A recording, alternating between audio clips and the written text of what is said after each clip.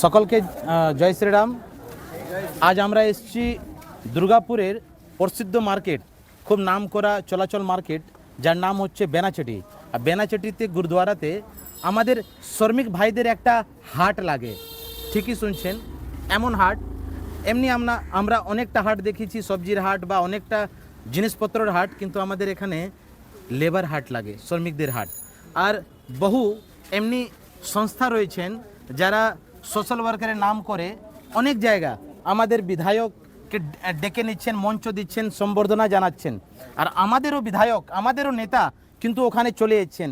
কিন্তু আমাদের এই শ্রমিক ভাই যারা নিত্যদিন সকালে জানেন না যে আমাদের কাছে কাজ আসবে কি আসবে না, কিন্তু কাজের জন্য চলে আসছেন দুর্গাপুর গুরুদুয়ারাতে। তো আমাদের যিনি শ্রমিক ভাই নিত্যদিন জমিতে এসে কাজ করেন, হাওয়াইতে নয়, ওনার কাছে প্রশ্ন। আর এনার প্রশ্নটা আমরা নিজেদের যে বিধায়ক ওনার কাছে পৌঁছাবো। দাদা, সবচেয়ে আগে তো আপনাকে সনাতনী ধীরজ কুমার চ্যানেলে স্বাগত জানাই। আজ আমরা জমায়েত হয়েছি কারণ হচ্ছে যে আমরা নিত্যদিন আসি, নিত্যদিন ঘর থেকে যখন বেরোই এটা চিন্তা ভাবনা করেই আসি যে জানি না আজকে কাজ হবে কি হবে না।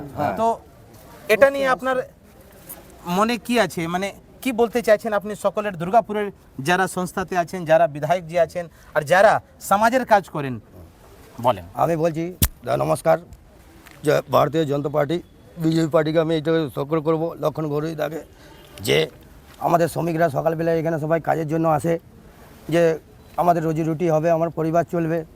আজকে আমাদের 20 দিন হয়ে গেল, বালি বন্ধ, আমাদের কোনো কাজ নেই।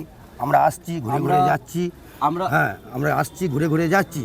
তারপরে আমরা এখানে কোনো ফেসিলিটি আমাদের কিছুই নেই। আমাদের কাজ হলো না হলো আমাদেরকে ঘুরে বাড়ি যেতে হবে।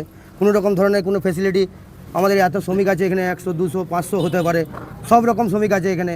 সবাই কেউ মাটি কাটে, কেউ বালি তুলে, কেউ লেবার রাজমিস্ত্রির কাজ করে, সব রকম কাজ এখানে আসে, সবাই করে, ঠিক আছে। কিন্তু আমরা এখনও পর্যন্ত কোনো ফেসিলিটি আমরা এখানে কিছু পাইনি, ঠিক আছে। আমি এটাই বলবো লক্ষণদার কাছে জোরহাত করে, আপনারা আসুন, এসে আমাদের একটা কোনো রকম ধরনের একটা সমস্যা দূর করুন।